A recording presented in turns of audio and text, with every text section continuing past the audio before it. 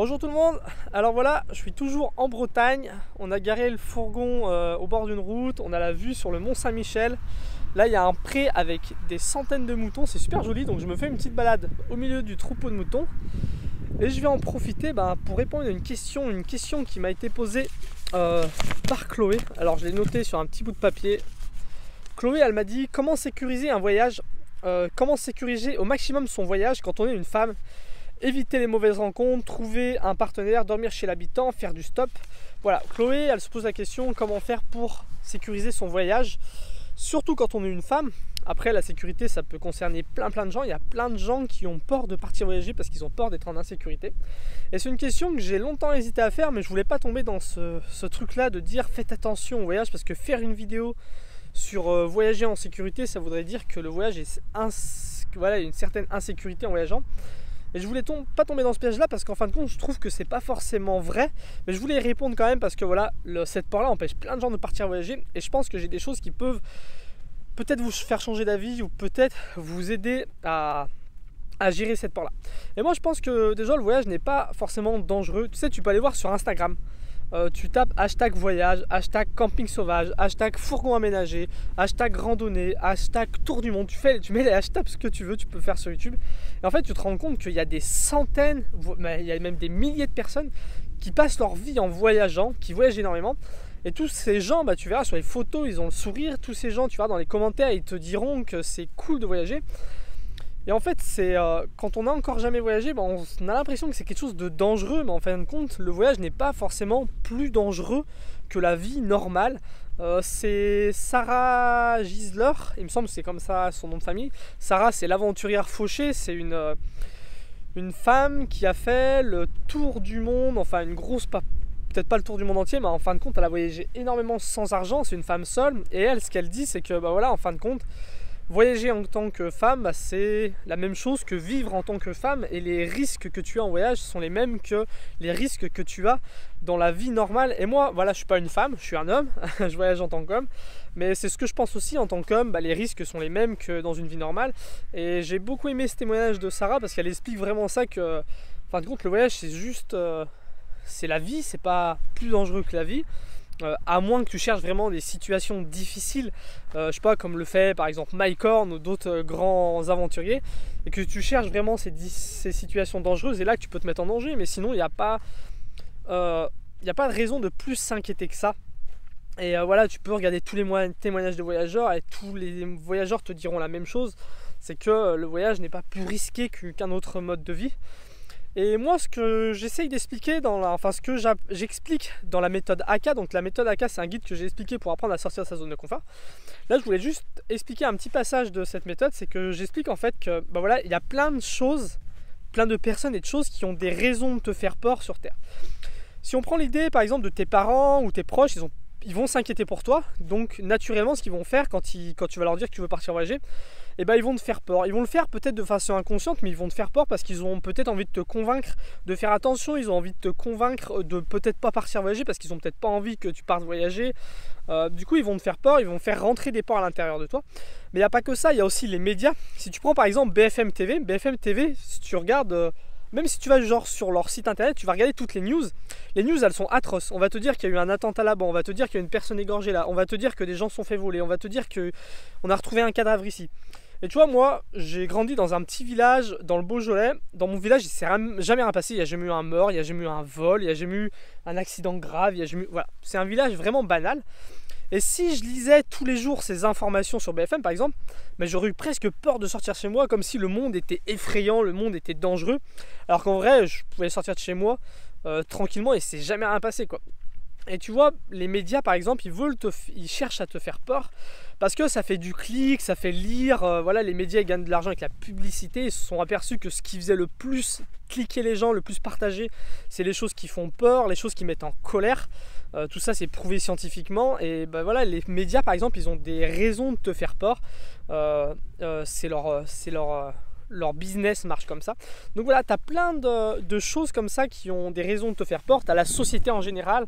Voilà, c'est très connu. On essaye de faire peur aux gens parce que les gens vont mettre des alarmes chez eux, par exemple. On essaye de faire peur aux gens en leur disant attention, je sais pas si tu regardes juste un exemple business de tout ce qui est les choses qu'on vend aux jeunes parents pour leurs enfants. On leur fait, si tu t'intéresses à ça, tu verras on fait peur constamment aux parents comme si s'ils faisaient pas ça bien, leur enfant allait mal grandir, il allait pousser tout tordu avec le dos tordu. Bref, c'est un business comme un autre et voilà, les parents, du coup, t'as pas autre choix que d'acheter le meilleur pour ton enfant parce que t'as peur pour lui et surtout à ce moment-là de ta vie, je pense que c'est l'un des moments où tu te sens le plus concerné. Bref, tout ça, cette petite parenthèse pour expliquer, te donner des exemples comme quoi il y a plein de choses qui ont des raisons de faire rentrer des peurs à l'intérieur de ça. Et toutes ces peurs sont irrationnelles. Et par exemple, voilà, il y a des tas de raisons pour lesquelles on va te faire rentrer dans ta tête que le voyage c'est dangereux, alors que oui, c'est irrationnel. Si tu regardes les voyageurs, tout le monde rentre en vie, tout le monde rentre avec un merveilleux souvenir de son voyage, et c'est irrationnel. Et du coup, si je peux te donner un conseil, c'est d'éviter de faire rentrer ces peurs à l'intérieur de toi. Et ça, tu peux le faire par exemple en arrêtant de regarder la télé, tu peux le faire en filtrant les pages que tu suis sur Internet, sur Facebook, tu peux le faire en essayant de côtoyer moins les personnes qui sont négatives, mais pense à ça, pense à comment faire rentrer moins de peur à l'intérieur de toi, et je t'assure que quand tu auras fait ça, déjà tu auras réglé 90% du problème. Après, quand on est une femme et qu'on veut voyager, Chloé, ce qu'elle a fait, c'est qu'elle a donné un peu la réponse elle-même dans sa question. Elle dit comment faire pour trouver un partenaire en voyageant, et c'est clair que par exemple, si tu es une femme, je pense à toutes les femmes qui regardent cette chaîne et qui ont envie de partir voyager mais qui ont peut-être peur de voyager en tant que femme seule, le fait de trouver un partenaire, ça peut être une solution. Le fait de trouver une pote pour venir avec toi. Moi, je sais que la première fois que je suis parti voyager, je suis parti avec mon meilleur pote. Après, je suis parti avec mon petit frère. Aujourd'hui, il y a 2 ans, quand je suis parti, j'étais seul, mais j'ai rencontré Cindy. Et en fin de compte, on voyageait de maintenant. Et c'est pas impossible de trouver quelqu'un avec qui voyager. Il y a plein de gens qui ont envie de voyager. Il y a plein de gens qui n'ont pas envie de voyager seuls et du coup qui cherchent comme ça à se trouver quelqu'un avec qui voyager. Et ça peut être une solution. Après, il y a plein d'autres solutions. Moi, il y a une solution que j'aime bien, c'est la solution d'y aller petit à petit. Le mieux face à ces peurs, c'est d'y aller petit à petit, de voir, d'avancer, de progresser petit à petit. Et on n'est pas obligé de tout de suite partir. Je sais que moi j'ai beaucoup parlé du voyage sans argent, mais on n'est pas obligé de partir comme ça sans argent, faire du stop tout de suite, faire de la récupération, dormir dans une tente dehors. On peut commencer par voyager peut-être de façon plus traditionnelle, je sais pas, avec Blablacar, en faisant du couchsurfing. Vraiment y aller petit à petit, on peut s'essayer à faire du stop. Au début, monter peut-être que avec les femmes qui vont s'arrêter, peut-être monter qu'avec les familles.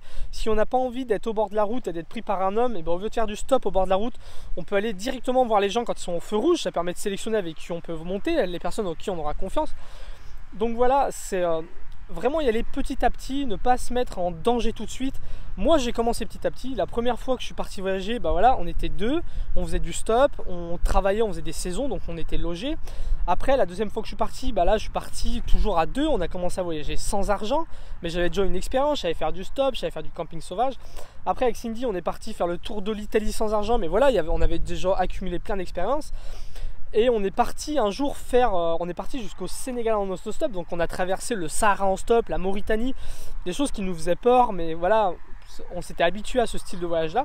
Et je suis pas parti la première fois de ma vie en stop au Sénégal. J'ai commencé par voyager en France, voyager un petit peu en Europe, et c'est qu'une fois que j'ai fait tout ça que je suis parti au Sénégal en stop. Et voilà, le fait est, c'est d'avancer petit à petit.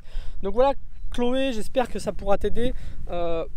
Déjà, si tu veux faire disparaître ces peurs là, essaye de limiter le fait de faire entrer des peurs à l'intérieur de ta tête. Limite toutes ces choses qui essayent de te faire peur, que ce soit les médias, les personnes négatives. Essaye de limiter tout ça, même les réseaux sociaux. Pour compenser ça, ce que je peux te conseiller, c'est d'aller lire des livres. Tu peux lire le livre, il me semble qu'il s'appelle Petite de Sarah Gisler, qui est partie en tant que femme seule voyager sans argent. Tu peux lire ça, et le but c'est de faire baisser tes peurs et d'augmenter ta motivation. Et crois-moi que quand ta motivation passe au-dessus de tes peurs, c'est là que tu arrives à passer à l'action. Donc voilà, c'est la première chose. Et la deuxième chose, c'est de trouver des solutions. Essaye de trouver des solutions à ce qui te fait peur. Voilà, si tu n'as pas envie de voyager seul, essaye de trouver quelqu'un avec qui voyager. Si tu n'as pas envie, si tu as peur de faire du stop, au début ne fais pas de stop, fais autre chose. Trouve une autre façon de voyager. Voilà, tu peux voyager à pied. Voyager à pied, ça, t'as pas besoin de monter dans la voiture des inconnus. Tu peux voyager en faisant du Blablacar ou voyager en train. Je sais pas, tu peux choisir une autre façon de voyager que le stop. Donc deuxième chose, essayer de trouver des solutions par rapport à ce qui te fait peur. Et la troisième chose, c'est d'y aller petit à petit. Si tu le sens pas trop, ça sert à rien de te mettre en danger, vas-y petit à petit. Moi je sais que j'ai commencé petit à petit, ça s'est toujours très bien passé pour moi. La première fois que je suis parti voyager, je ne serais jamais parti au Sénégal en autostop, ça c'est clair et net, je n'aurais jamais eu le courage de le faire. Par contre voilà, j'ai commencé par la France, j'ai commencé par aller travailler à droite à gauche, après j'ai voyagé sans argent et puis vous connaissez la fin de l'histoire. Donc voilà, c'est ce que je voulais répondre à Chloé. Voilà, c'est tout ce que j'avais à dire dans cette vidéo. N'hésitez pas à la partager si ça peut aider certaines personnes. N'hésitez pas à apporter vos solutions aussi à vous dans les commentaires. Et si vous vous intéressez au voyage, et seulement si vous vous intéressez au voyage, n'hésitez pas à vous abonner à la chaîne. Je vous dis à bientôt pour la prochaine vidéo. Salut!